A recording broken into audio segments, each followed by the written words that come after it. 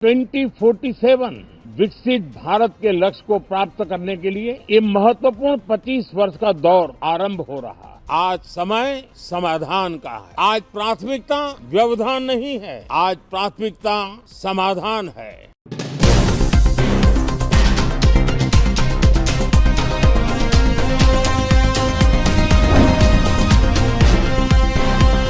नमस्कार, आप देख रहे हैं द संकेत लाइव। मैं हूं तमन्ना और आज हम बात करेंगे संसद के बजट सत्र के बीच प्रधानमंत्री नरेंद्र मोदी के उस बयान की जिसने सियासत के गलियारों से लेकर बाजार और कॉरपोरेट सेक्टर तक हलचल पैदा कर दी।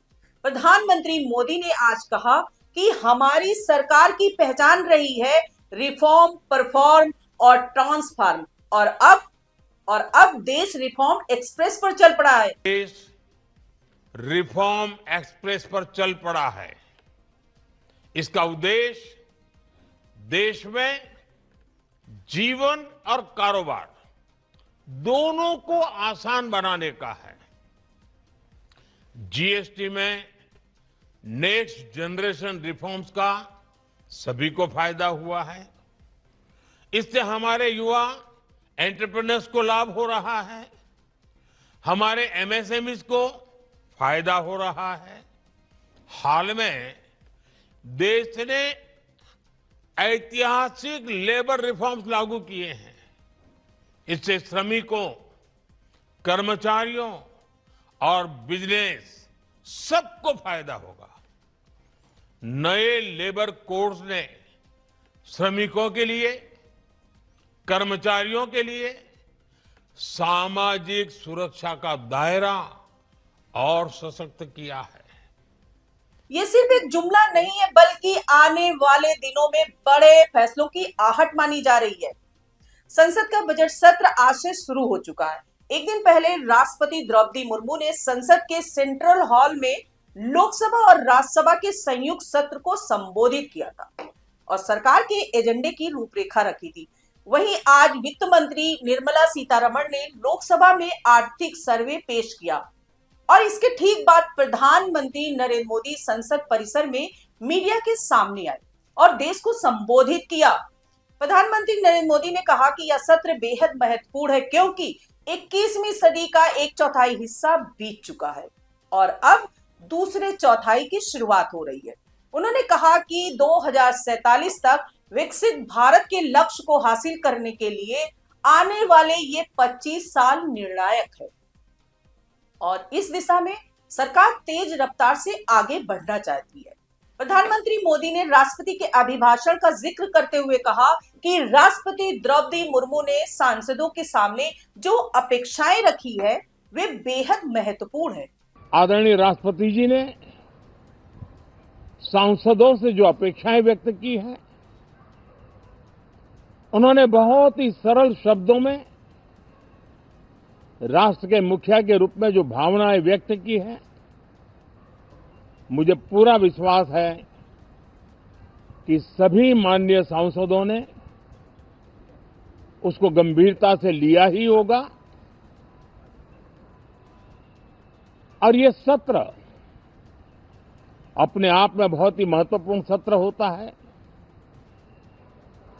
ये बजट सत्र है। 21वीं सदी का 1/4 हिस्सा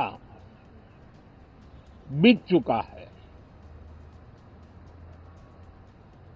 ये दूसरे चौथाई का प्रारंभ हो रहा है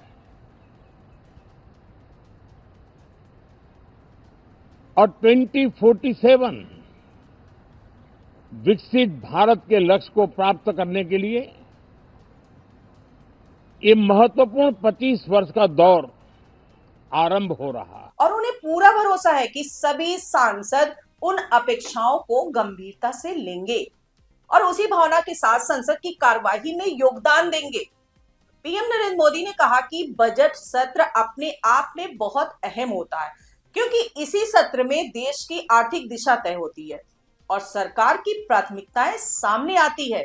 उन्होंने कहा कि आज भारत आत्मविश्वास से भरा हुआ है और पूरी दुनिया के लिए आशा की किरण बन चुका है, साथ ही आकर्षण का केंद्र भी बन रहा है।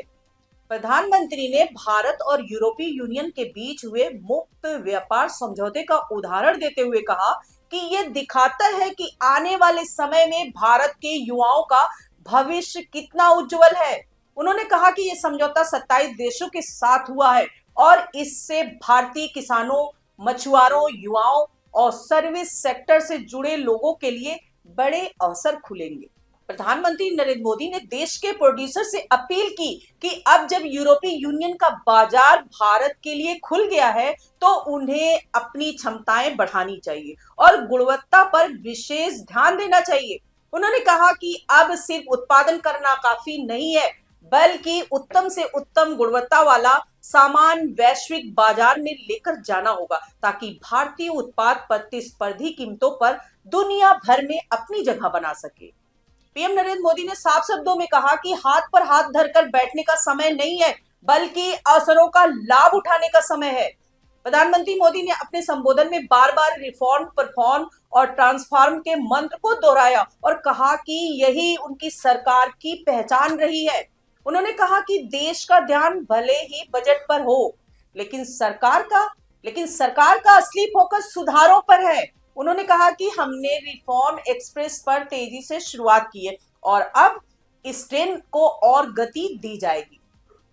उन्होंने कहा, सांसदों का धन्यवाद किया कि उनके सकारात्मक योगदान से रिफॉर्म एक्सप्रेस को रफ्तार मिल रही है। और पीएम नरेंद्र मोदी ने कहा कि आज का समय व्यवधान का नहीं है, आज का समय समाधान का है।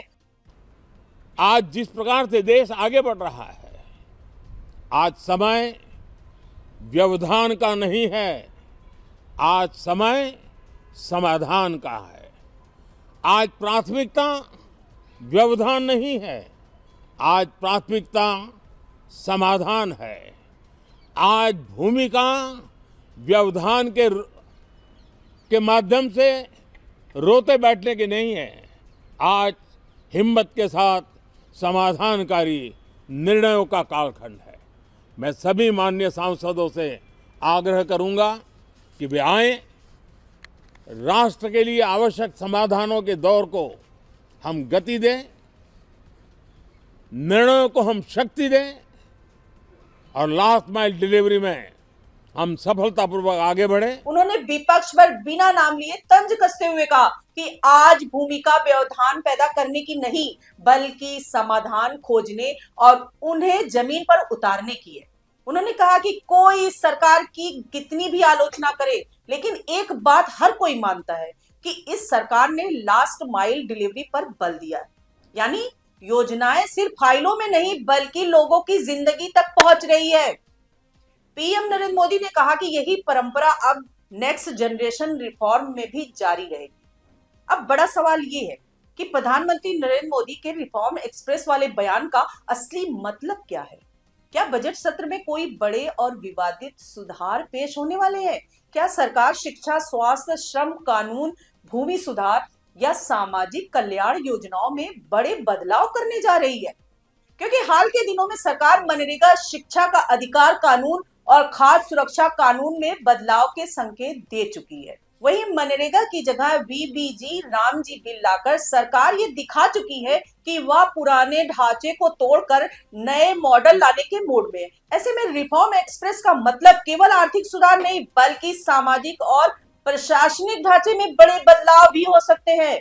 आलोचकों का कहना है कि जब सरकार रिफॉर्म की बात करती है तो अक्सर उसका मतलब होता है सब्सिडी में कटौती, निजीकरण और कॉर्पोरेट फ्रेंडली नीतियां, जबकि सरकार का दावा है कि ये सुधार देश को आत्मनिर्भर और मजबूत बनाने के लिए जरूरी है।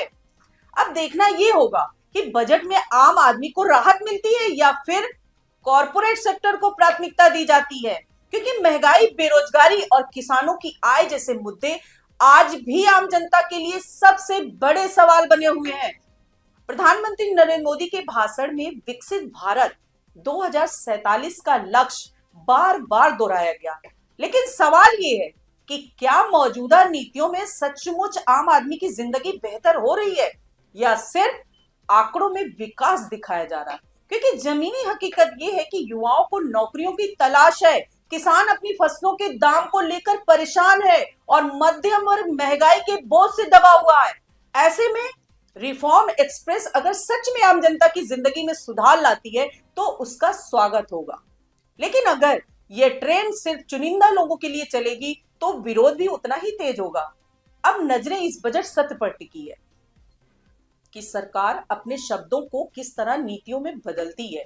क्या संसद में बड़े बिल लाए जाएंगे? क्या विपक्ष उन्हें पास होने देगा या फिर सदन में हंगामा देखने को मिलेगा? ये सब आने वाले दिनों में साफ होगा। फिलहाल प्रधानमंत्री नरेंद्र मोदी का संदेश साफ है, सरकार पीछे हटने वाली नहीं है और रिफॉर्म की रफ्तार और तेज होने वाली है। आपकी राय क्या है? क्या रिफॉर्म एक्सप्रेस सच में आम जनता के लिए फायदेमंद साबित होगी या यह सिर्फ एक और सियासी नारा है?